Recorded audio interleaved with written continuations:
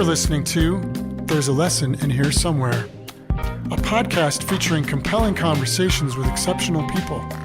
Whether it's an inspirational achievement, a hardship overcome, or simply a unique perspective, these are stories we can all learn from.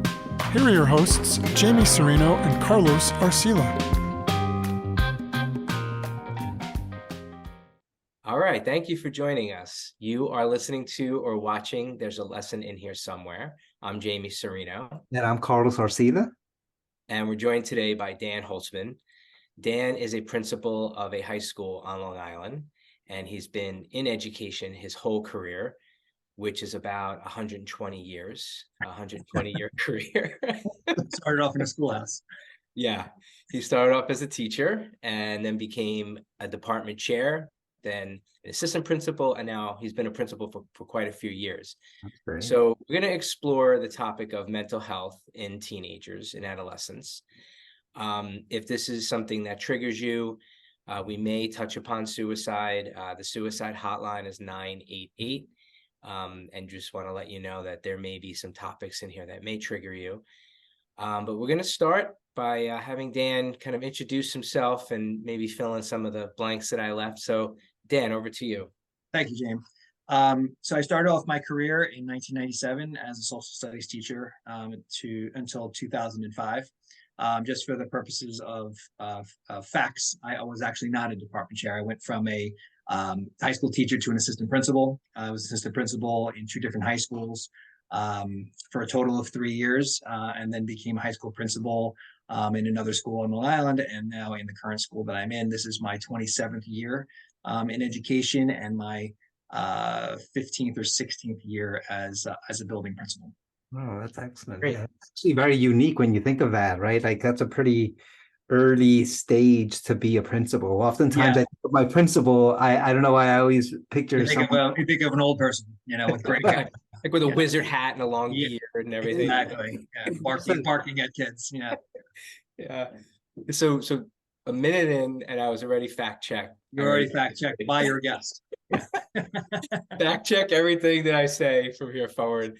Was All that right. the number you gave? It was the right number, right? There's also resources that you'll probably be able to get if you're a teenager or a high school student listening to this from your own school district and from your own school. So can't be far.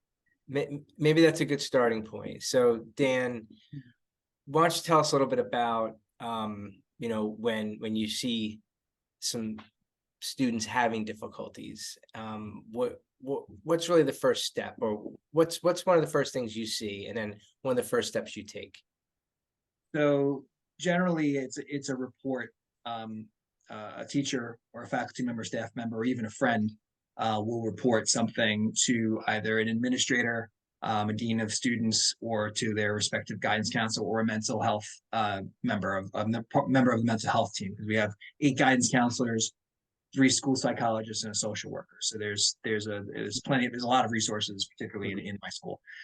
So generally, it comes out of a concern that a friend or a teacher or a staff member will have either had a conversation with that particular student, or they will notice a trend of change over time that is cause for concern, and then they'll report it. And what will happen at that point is that staff member who gets the report will call that student in and offer what's been shared, and give them an opportunity to perhaps share or talk a little bit about why that report might have been made. There any details or anything going on that they'd want to share. Generally speaking, if it's the guidance counselor, there's already a rapport there, unless of course it's a 9th grader where they're just coming into the building, so they might be meeting for the first time under those circumstances.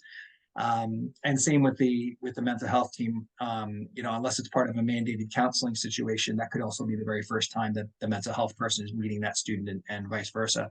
So like any other sort of tenuous situation, you don't just generally kind of jump right into things. You try to establish a relationship and try to get a little bit of information about why a report like that would come.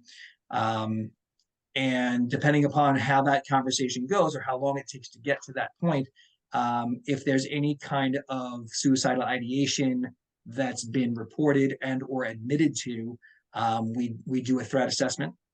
on that student. It's a lengthy report that it's got a series of questions that the student has to answer, generally a Likert scale kind of model and or a yes or no kinds of questions. And then based upon the outcome of that report, we would then determine whether or not, immediate interventions like calling the crisis mobile hotline or having the crisis mobile crisis unit report to the school. Certainly a call to the parents would occur at that point, letting them know where things stand and what our recommendations are.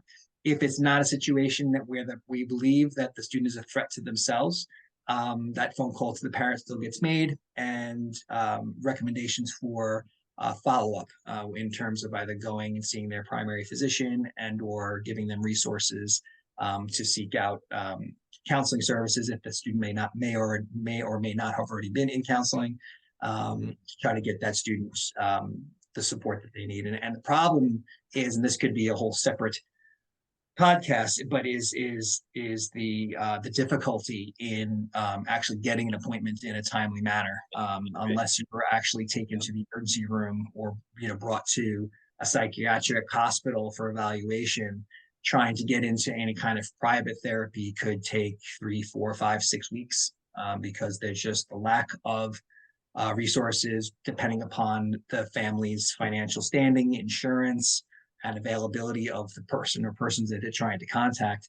So it certainly is very helpful when it starts at the school level, because we can at least try to direct and guide parents, and we can provide a level of support. We're not therapeutic. That's not the point of having a school psychologist. It's supposed to be supportive. So if you're already in counseling, our purpose is to be in contact with that child's counselor and work in tandem. Like, what are some of the strategies you're using, and what can we then do as a school to help support?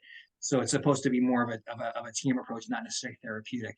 But that's generally, in a nutshell, how it gets reported, the initial steps that we take. And then, of course, there's continued follow-up between the student and either the counselor or a member of the mental health team, and of course the parents, to see how things are progressing.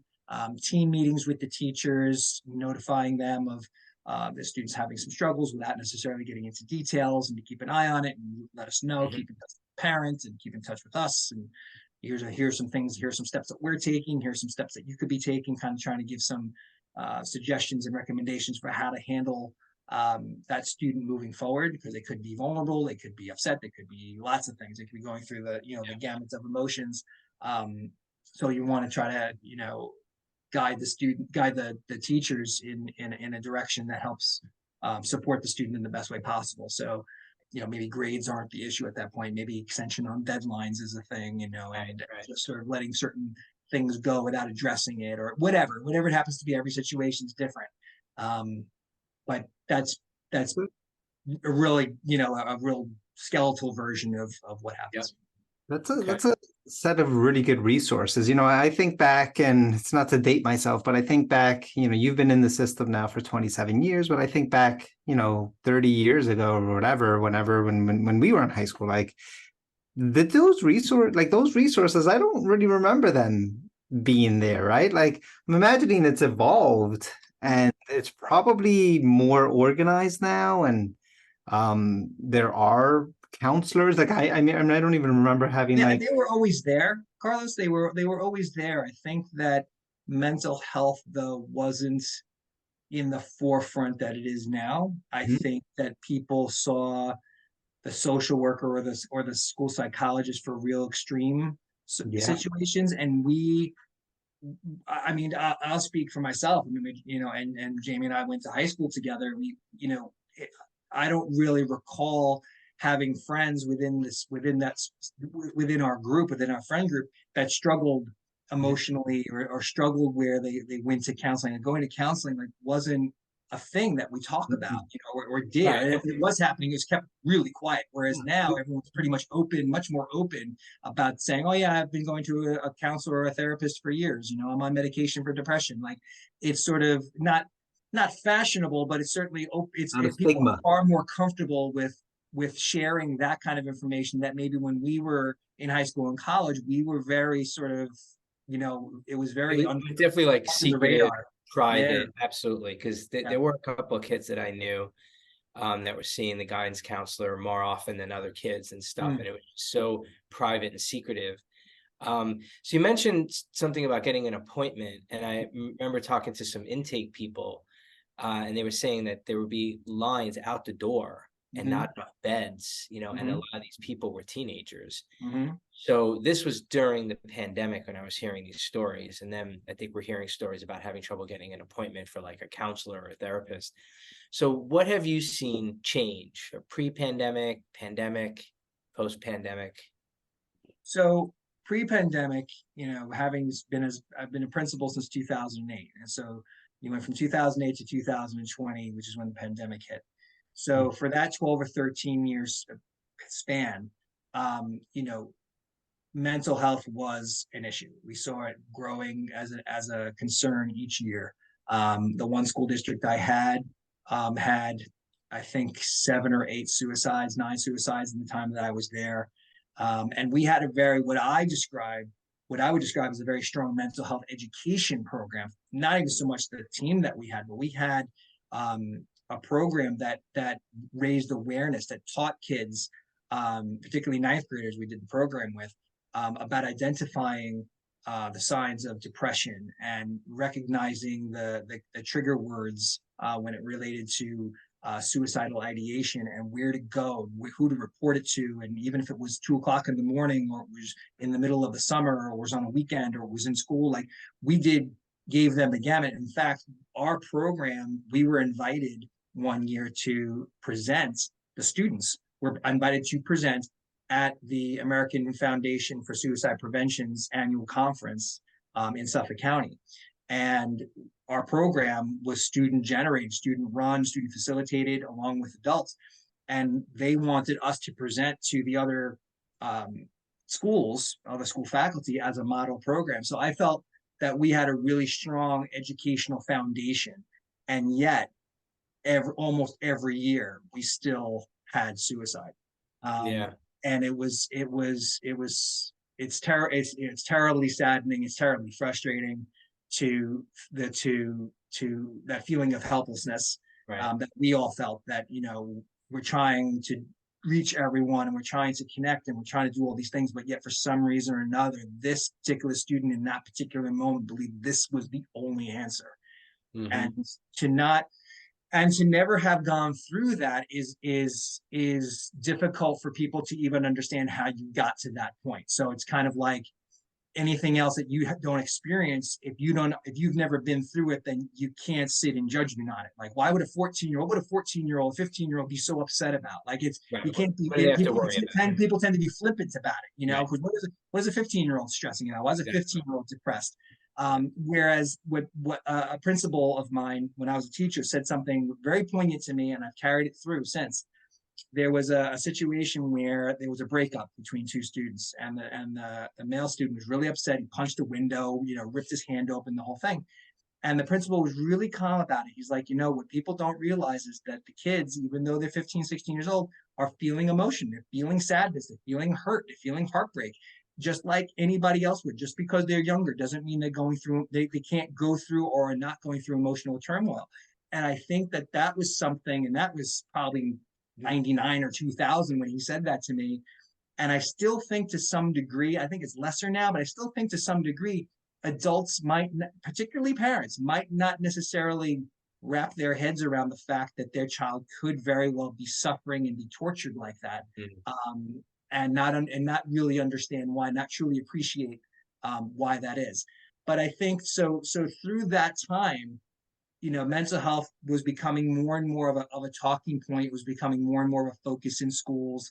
But I think when the pandemic hit, I think that was a turning point, because, as much as kids always say, I don't want to be in school, I hate school, blah, blah, blah, I think the appreciation for what school represented for them and what schools did for them was recognized after the fact. So what I mean by that is, they hate getting up, hate coming in, they hate the regimen, they hate having come in from 8 o'clock to 2:33 every day.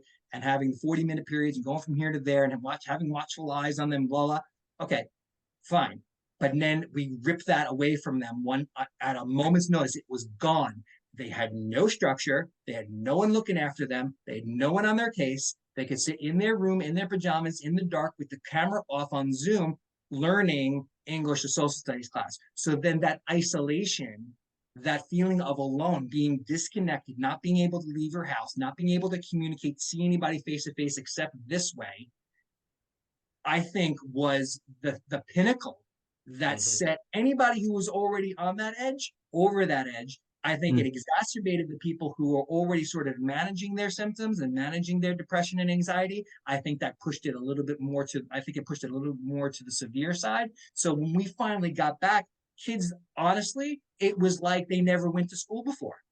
When I got ninth graders and 10th graders back in the building, it was like they were in middle school. The amount of time that we were on Zoom, I believe, was equal to the age loss or the maturity loss that was generated as a result of that. So 15-year-olds acted like 13-year-olds, 14-year-olds acted like 12-year-olds. They're hanging on each other, they're pushing each other, they don't know what to do with themselves. It was interesting to watch as like this sort of psychological, sociological experiment, but it was completely frustrating to deal with because I sort of in my brain expected, okay, the kids are coming back, they're just going to sort of pick up where they left off. And it wasn't. It was like we had to rebuild them. We had to reprogram them. We had to, teach them all over again what it meant to be a student. They forgot what it meant to be a student. They forgot what responsibility and accountability meant. I mean, kids were taking classes poolside. They were, Yeah. it was, we did what we had to do, right? So I never will fault the decision that got made based on the information that we had. No problem. Got it. We did the best we could with it. But no one thought that would be the outcome. No conversation that we ever had, or that I ever had with any of my colleagues in any other school district said, a year from now, 2 years from now, we may regret this because the kids are going to regress emotionally, from a maturity standpoint, psychologically, all the things. We didn't think that. We just never, because we were so fixated on how we keeping education present and accessible. What are we doing without the kids that don't have Wi-Fi, the kids that don't have hotspots? And for our high needs students, what are we doing about our really high special needs kids? Like, how are we educating them? And like, we were just running around in 6 different directions. But when those kids came back into school, the behavior, I had never had a year of so many suspensions in all of my career. The first 2 years after the pandemic, the behaviors were either like little things or they were huge things. There was nothing in the middle. There's nothing in the middle. And so now over time, over the last couple of years, we're starting to see a little bit more of okay, things are kind of getting back to sort of homeostasis now, where you always kind of have some semblance of behavior, you have but I will say this, I don't think that the mental health part of this has balanced off yet. I don't think that the academic loss has balanced off yet. I read an article recently about, is this the year that the kids from the pandemic sort of regain their academic footing and status? And there's no data to support that, that question to say one way or the other. But yeah, it's been, post-pandemic has certainly been probably one of the more challenging times to be an educator, aside from all the other political and social things that have gone on, pandemic and beyond. And that, of course, doesn't help, the social emotional stability of students. So that is something that we continually are dealing with. We've had more hospitalizations, more hospitalization referrals, sending more kids to hospitals over the last few years than we had in the previous years prior to. And I've been in my current district this is my 7th year there. So I would say the last 2 or 3 years has, way surpassed the first 3 years of mental health needs and things of that nature, for sure. Wow. So what kind of things would you say to parents then, because they're probably seeing this. So my kids are younger, Mhm. so I feel like it didn't affect them as much. It affected them, but in a different way. Yeah. Um, so what would you say, to parents, like, because I mean, are they seeing that at home? Are they seeing what you're seeing in the school? Is there anything they can do? And then in terms of like mental health, like anything they should be specifically watching for, anything that they could be listening for, et cetera. Any thoughts on that? Yeah. So, I mean, there is no blankets, yes or no to the first part of your question. Um, but I think that what parents should be doing is certainly taking advantage of monitoring the progress of their kids. So a lot of schools now offer things like what's called a parent portal, where they can log in and they can see their child's attendance, they can see grades in respective classes, they can see whether or not they've turned in assignments, if there's missing assignments, so on and so forth. So that's sort of real-time data for how they're doing. And I think that parents, particularly at high school, need to be more engaged with how their children are doing specifically. I think they need to be more involved in how much time kids are spending on social media, what platforms they're using, who they're connecting with, the things that are being said. Because there are times where we get screenshots from other kids about something somebody else posted, and it's got horrific language, Yeah. and they're being awful to each other, and I'll send it to the parent. I will say, this is what your daughter or your son wrote on whatever social media platform, and they're horrified. They had no idea. Like you had, and it boggles my mind, because it's like, well, then there needs to be more of a watchful eye, and on the monitoring of how long, what, who, when, all the things. So there definitely needs to be more structure. I think kids thrive with structure. They resist structure, but I think they thrive more with structure. So if you create a routine, kids like routines for the most part. So if you say you come home from school, there's dinner, we have dinner together at 6, and at 7, you do your homework. And then from, 9 to 10, you can have screen time, or from, 8 to 10, you can have screen time, but then that's it. Then the phone, you give me the phone at night, phone goes off, and you go to bed. Like, there needs to be more of that, because kids are staying up, they're texting each other and doing all the things throughout the night, and they're coming in exhausted. So they can't be left to, pardon the pun, they can't be left to their own devices. They need to have structure in their worlds. And they do need to monitor behavioral changes at home. They need to monitor and note whether or not their child's being, defiant, or being aggressive, or argumentative, or even non-compliant, breaking curfew. Are they involved in drug use? Like, have these kinds of questions, have these kinds of conversations with kids. I think, as difficult as they are to have, I think if kids know that you're thinking about it and you're questioning them about it, they may be more open to the conversation, or they may be more on alert about their own behavior if they might be questioned about it. But if they're sort of just, okay, where are you going? What time are you coming home? And that's it. I mean, any teenager without that kind of structure is going to potentially get into trouble and do things they're not supposed to do. And that sort of like leads, bad decisions beget bad decisions. Yeah. But the more the parents are involved, and the more questions they ask, and the more support they ask for, particularly from school and or from local resources within the scope of their community, or outside the scope of the community, the better. So I think it's much more difficult now to raise a teenager than ever. And I think a lot of parents are at a loss, depending upon the situation that they're dealing with. A lot of trauma occurred during the pandemic too. You think about the family losses that occurred, deaths that occurred. There could have been financial issues with people losing jobs during the pandemic. People may have lost their homes. There's a lot of things that we learned about as it was happening, that affected kids, and then we expected the kids to come back to school and act like everything was okay. And that's our fault for thinking that. The kids were traumatized, whether we recognize it as that or not. it was a trauma. It'll be something that they talk about for the rest of their lives. It's something they'll tell their kids. It'll be something they'll tell their grandkids. It'll be like, where were you when? It'll be one of those pinnacle moments in your life's history and in the world's history. And there's lots of lessons I think that we can learn from it and take away.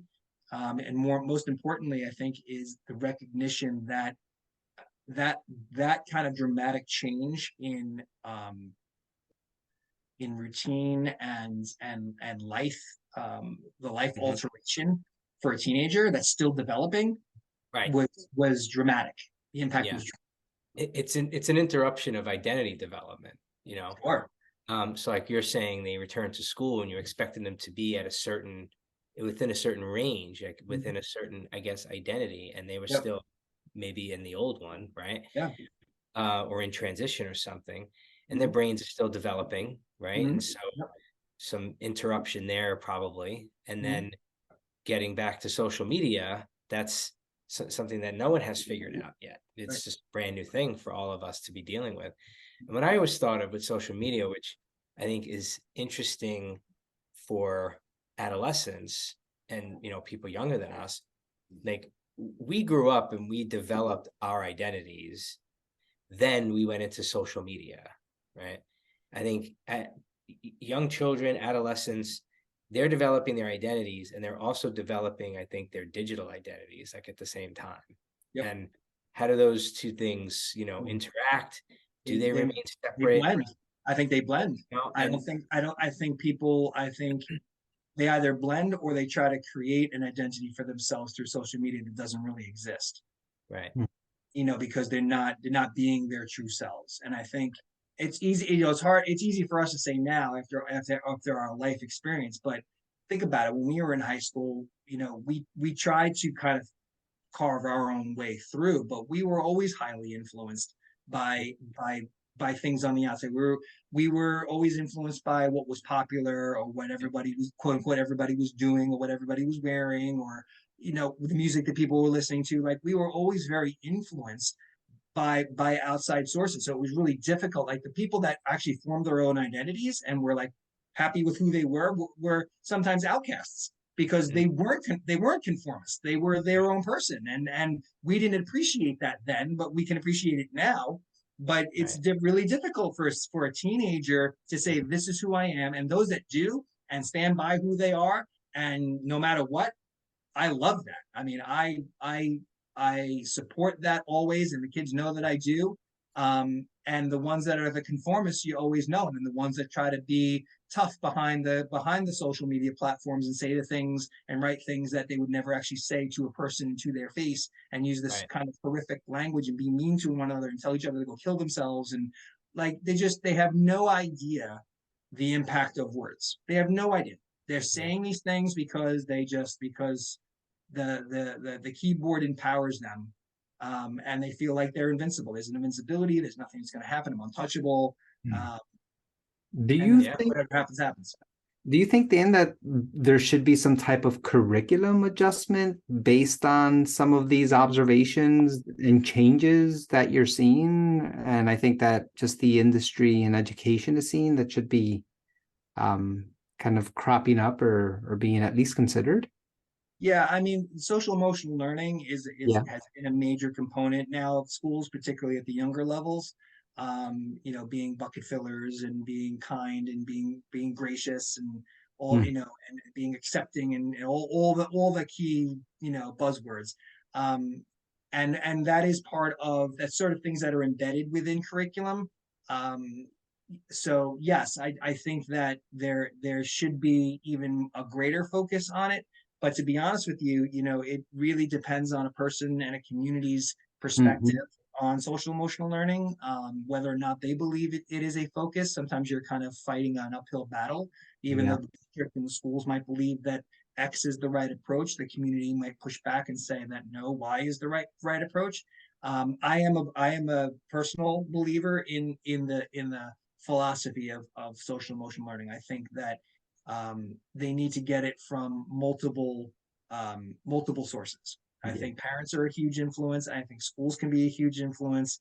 But there needs to be the recognition by the students when they're of age. I think 15, 16, 17, particularly as they're leaving high school, really need to be able to decipher what the appropriate path to take, particularly in conflict resolution, having a strong sense of self, knowing what the resources are that are available to them, trying to have some better understanding of who they are, where they want to go, and are the things that I'm doing putting me on that path. I present that question in my group meetings every year to my ninth graders all the way through my 12th graders, and just think about the things that you're doing. I always tell them, I can't force you to do anything. Everything, all I can do is try to influence your behavior. The decisions you make are yours. So you have to ask yourself with every decision, is this decision putting me on the path to success? And if it's not, then if you say no, or you're not sure, then it probably isn't the right one.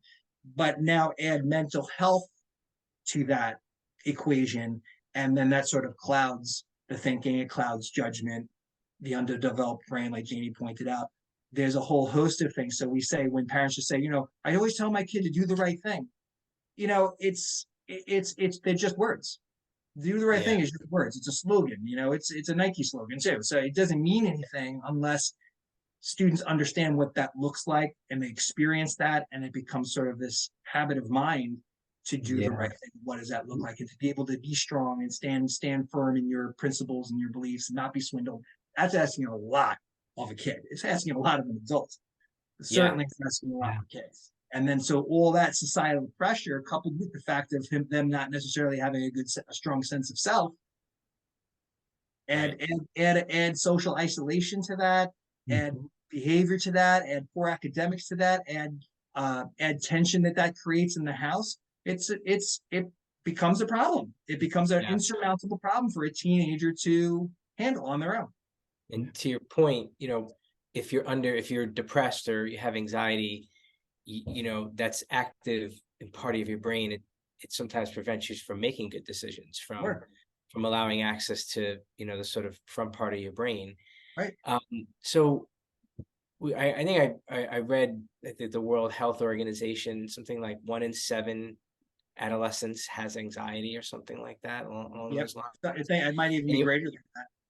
Yeah, because actually I think that statistic may have been like 2019, but suicide, it was the leading cause of death in teenagers. It might be number 2 now, but I think it's either number 1 or number 2, and has been for a long time.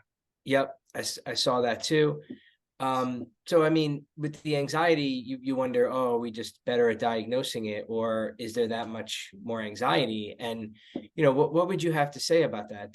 Are you seeing, adolescents having more anxiety? And if you're seeing that, like, what is it, and what's different about today? Because you could say, any child, any teenager is going to have anxiety. They're going to have social pressures. Right, but I think we can acknowledge, and you said it, like it's very difficult to raise a child today. You have social media, and there just seems to be a lot more happening, and of course you had COVID, so it does seem like there are more to contend with. So, what are you seeing? What are you hearing teenagers talk about? When they're feeling like they're under pressure. Academics, for one. Academics is definitely a hot button topic in respective homes and in students' minds, that the drive to be successful, particularly if they're a younger sibling of siblings who have demonstrated tremendous success and have graduated with high GPAs, high SAT scores, and have been going off to a top 10 school kind of situation. There's a tremendous amount of pressure for them to live up to their siblings. Even if they're the first, they're the oldest, there's the expectation that they set the bar for their other siblings. There's parental pressure, for sure, to be successful, other than the internal pressure from the students, I think, which is derived directly from parents. I think that the requirements for students helps to create that. I think that Regents exams, AP exams, SAT scores, everything, we always say students aren't a number, but you know what? They invariably become a number. Yes, a lot of schools are going test optional with ACTs and SATs, But ultimately, what are they looking at? They're looking at your rank, which is a number. They're looking at your GPA, which is a number. They're looking at your AP scores, which is a number. They're looking at your SAT and ACT scores, which are numbers. You're a number. You're a number, and then you get ranked based upon the applicant pool of the college that you've applied to, and they're going to take X amount, and that's also a number. So yes, from a humanistic standpoint, students are not numbers, but the numbers matter ultimately. Mhm. And that's the thing. That's the driver. Kids that get an 87 or 88 go into panic attacks in my school, like legitimately panic attacks. Mm. More anxiety. Yeah. And so I think that coupled with whatever else they might have come out of the pandemic with, that now exacerbates that mental health issue that they face. I think, but a lot of it I think comes from the pressure that they place on themselves and or has been placed on them to be successful, and they don't understand what they have their own definition of what successful is. The parents have different ideas about what successful is. I have different ideas about what successful is. And so when the three are at odds, it becomes troubling for students to try to navigate through. So I think that a lot of times they're in their guidance counselor's office because they got a B on their report card, or they're getting a B or a B plus as a grade. I mean, and then so it's like, how do you talk to a student now that's crying and uncontrollably sobbing about having gotten a B plus? Yeah. So I think that at least for what I'm seeing now it's definitely more of that. Is a lot of, particularly with seniors when they're applying for colleges, they have to get into this school, and meanwhile it is one of the more popular schools that everybody applies to, particularly in my school district. So you're kind of limiting now your probability because there's so many of you applying to the same school. So there's a lot of that. So there's a lot of the next 2 months, 3 months of college application submissions and acceptance and or rejection letters is another wave. So right now we're doing the application process, which is causing stress and anxiety. Now the waiting period that'll cause stress and anxiety. And then when the letters come in, because they start coming in on certain dates, these schools are releasing on this date, these schools are releasing on this date. So then there's another wave of that. I mean, that's what it is. And God forbid I ever suggest, okay, look, if you don't get into your top school, you don't get into your top choice school, you go to your second choice school and then transfer. No, I have to go there as a freshman. I'm not quite understanding why that is the case, that they don't see that as an option. They almost see it as sort of a second-rate way of getting in the school. If I didn't get in the first time, that's it. I'm not getting in. I'm not going. Right. Wouldn't you say though that pressure has always been there, like getting into college and the grades and stuff, or are you feeling like maybe a student that maybe could have normally handled that pressure is having a harder time now because there are other things like interfering with the ability to handle something like that? It's interesting. I truly believe that there is a sort of the standard level of stress, and I think it varies based upon based on school district to school district. I think you can talk to 10 different principals in Suffolk and 10 different principals in Nassau, and they could tell you some very similar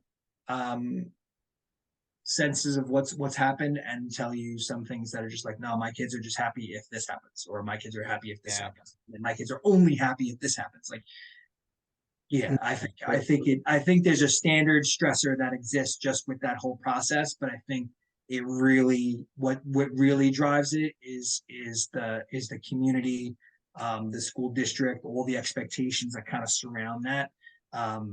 You're ranked as one of the best schools in the country or one of the best schools in the state, so therefore that must mean that my kid is now going to get into one of the best top schools in the country, which isn't always true, which isn't always the case. There's tens of thousands of people applying to schools every year. And it's a crapshoot because you could have 1,000 applicants with the same GPA, same involvement, same SAT scores, and then the two of you get in and I don't, and there's no rhyme or reason for it. Right.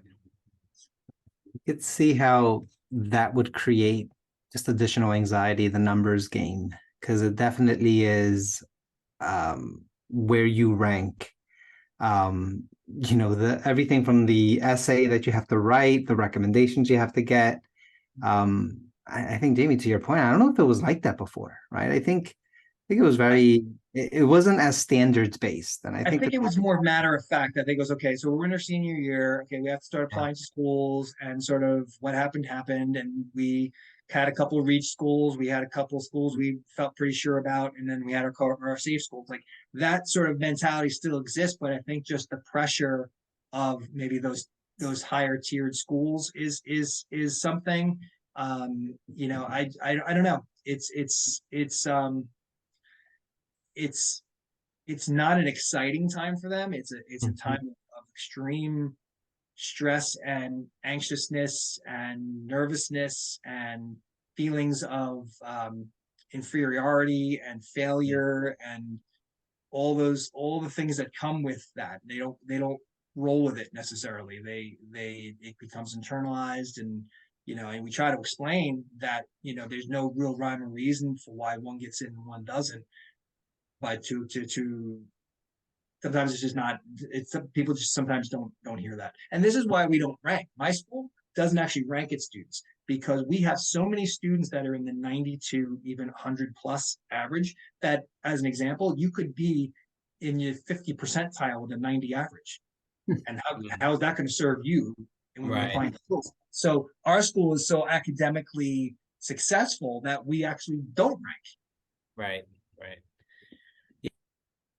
It just brings to mind, like the devil's advocate argument, like, but everyone will get an A and everyone gets a participation trophy. Everyone gets and participation trophy. Yeah. let's do away with all the testing and everything. Yeah. And and I guess I think it is, good to try to find a balance, between unnecessarily stressing a kid out. Yes. And I think you see this, different ways of dealing with this in other countries, different ways of dealing with this in different states and stuff.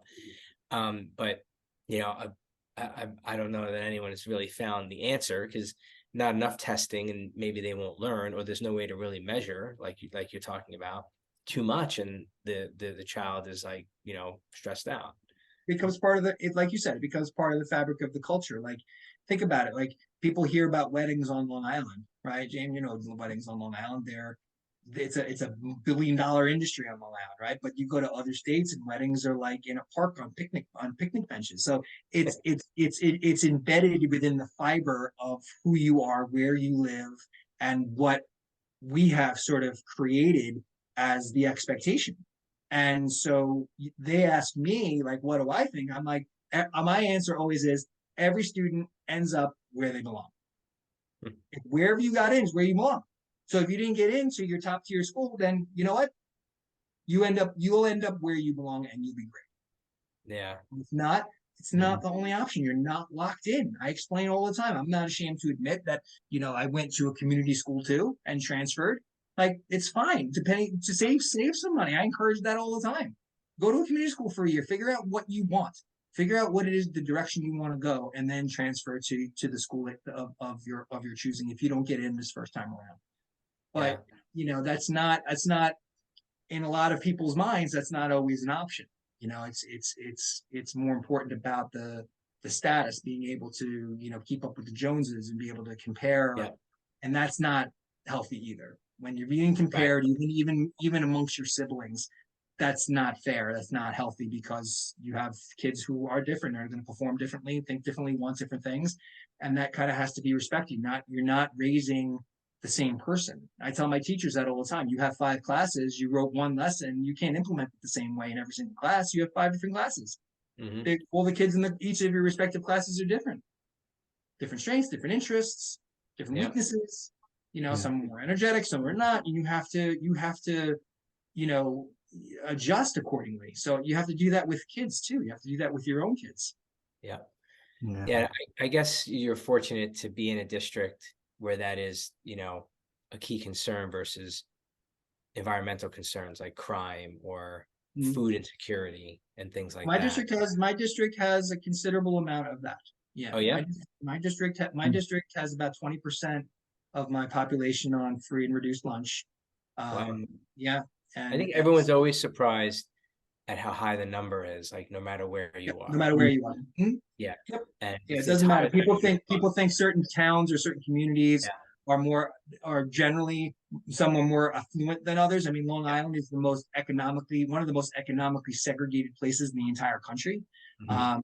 And that's represented even within the scope of school districts, because funding comes from property taxes. The value of your home determines the property value, thereby Yeah. directing funds to the school. So the more affluent the area, the more money that comes your way, and less money from the state. Whereas the opposite is true, where less money comes from the community, more money comes from the state, and so on and so forth. And then there's some stereotypes that are associated with that, that are not always the case. But some people believe that. Some people think, oh, you work here, so therefore you must not have any problems. The money must be flowing, the kids must be great, there must not be any issues, blah, blah, blah.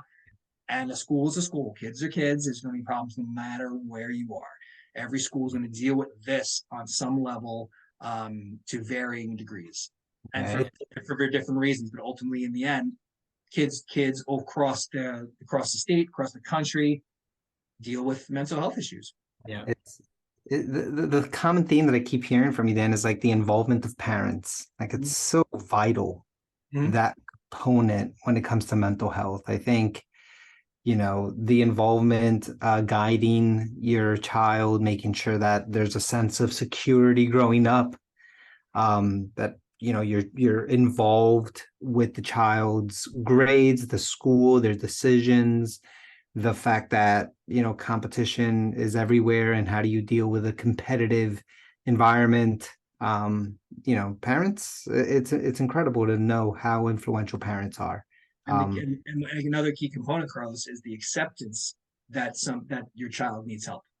Yeah. Right. Acceptance. That's a tough place to get parents Mhm. to sometimes. When you call them and tell them that your child is struggling, no, we've been dealing with this for a while. They're fine. Yeah. There's just some ups and downs, blah, blah.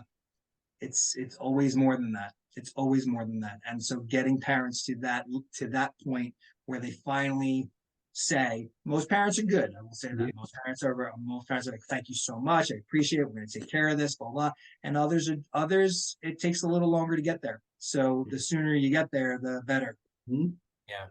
That's a great point. Where are you seeing, like, when you think about like the system? And I was reading this paper about creating more flexibility in the system for mental health for teenagers, that the system doesn't seem to pivot fast enough. And so can you talk a little bit about that, and about funding, and about the school's ability to deal with the problem, react to it, maybe the whole county, the state, could you talk a little bit about that? That would be great. I think New York has actually been doing a really good job of making mental health education and mental health resources a priority.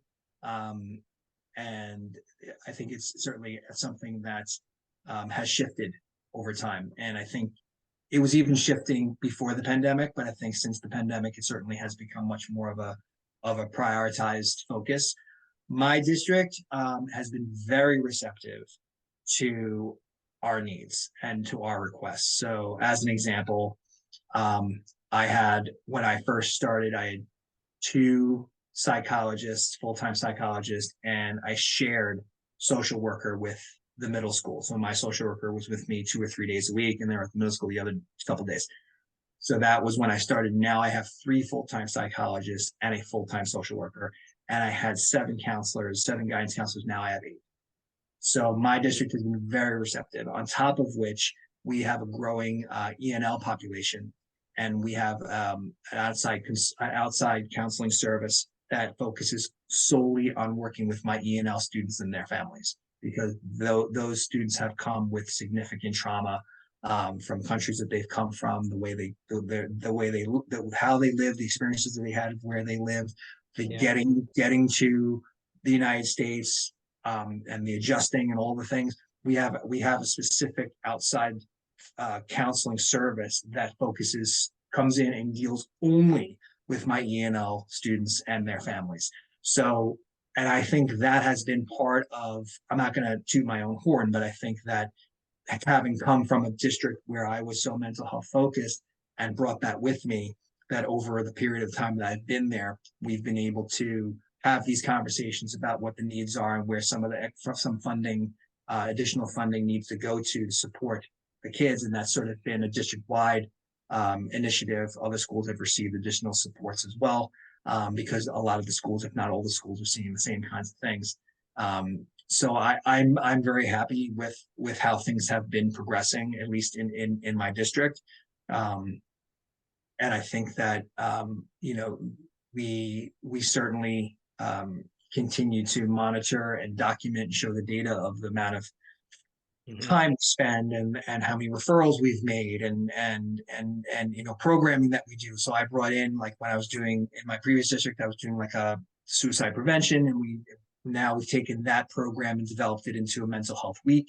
So every day in a week over the course of a school year, in a month, usually we do it in May, we do a week where we have speakers come in, we have programs come in, and it cuts across the entire school, because we usually do it during through phys ed classes, where every student takes phys ed. So we break them up into groups, and they go to different either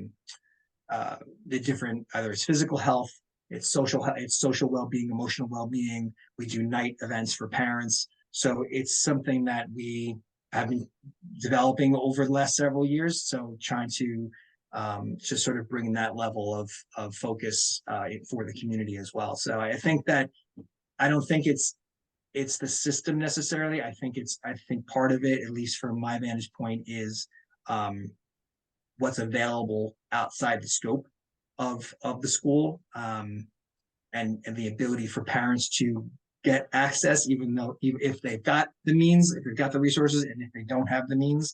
I think there's still some work to be done in that area. Yeah. So it sounds like, I feel like maybe there was a little advice in there as well. So maybe for a principal or a teacher in a district where they're in a state where they don't seem to get it. You said you felt fortunate to be in New York. Yep. Or a parent in a district, and they don't have as many counselors and they don't have as many social workers and stuff. It sounds like you tried to shine a light on it by creating programs, like as much as possible within the budget you had and everything. So the more kind of like attention you can put on it, positive attention, and negative attention, in the sense of like pointing out the problem more, then that sort of draws more attention to it, and right. hopefully then budget. Yeah. Like we had a speaker come in the other day who focused on mental health of kids. And it's another story that I don't need to get into, but there were some key takeaways from his presentation that I shared back out with faculty to get them to think. And one of the things that he wrote, and it kind of sparked my question to faculty, was, sometimes, it's okay to live in quiet, right? Where things are just, there's no background noise. You're kind of by yourself, kind of with your own thoughts. It's okay to visit quiet, but not live there, right? So I thought that was pretty poignant. Mm-hmm. And I began to think, what kind of what I presented to my faculty was, what kind of steps and approaches have you taken to make the kids who live in quiet visit belonging? Mm-hmm. Kids that are quiet in class, who don't say anything, who are engaged, what are the things that you're doing to have them visit belonging? Yeah.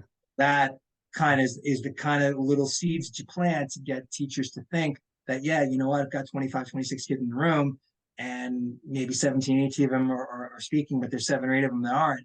What am I doing to get those students to feel a part of the class and make a concerted effort to bring them out of the quiet into the belonging? Great program. Good. So one of the things that I sort of jokingly say is like, okay, well, the pandemic's over and the sweatpants have won. so all the kids wear sweatpants now, right? It's oh my God, yeah. Joggers are the joggers now, Jim. They're called joggers. They're called joggers. They were sweatpants when we were pajamas. That was a faux pas. That was a faux pas in high school. We never wore sweatpants, but now joggers are fashion. Right, joggers and slippers. They wear slippers to school. Oh my God! I mean, yeah, but I think when we were younger, you wore sweatpants. It was like a sign that you gave up. Yeah, you gave up. We tried to dress it up with like a golf shirt, but that didn't work. Right. All right. So Dan, tell us what was the last song you listened to? Last song I listened to. Yeah. What's the last song on your phone? Actually, weirdly enough, I was listening to the new Rolling Stones song for like the 100th time, "Angry." I really Okay. like it. Interesting. And yeah, it's the first new song from the Stones in 18 years, and it's great. It's great Rolling Stones. It's just Yeah. it's like they're in great form, and they're in 80 years old. It's amazing. Yeah, it is amazing. It's a Yeah. good song. Yeah, so everyone should know Dan is a drummer and a guitarist. Nice. Talented. I'm a drummer. I tinker with guitar. I wouldn't say I'm a guitarist. No, I'm a drummer who plays guitar. Yeah. Yeah. All right. Well, Dan, thank you very much. Is there anything else to add? Is there something that we didn't ask? Is there anything else you want to throw in there? No, I just think that it's just important to remember that we're dealing with young adults who need support. They're not as experienced and as mature as we may think they are. At the end of the day, they are 14, 15, 16, 17-year-old kids. And we need to be mindful of that and be open to hearing, listening, and just being aware of who they are and what their needs are, and being sensitive to that. Yep. Well Good. said. Yep, it is. All right. Thank you. You're welcome. Thanks My everyone pleasure. for joining. Until next time. All right. Thanks again. Bye.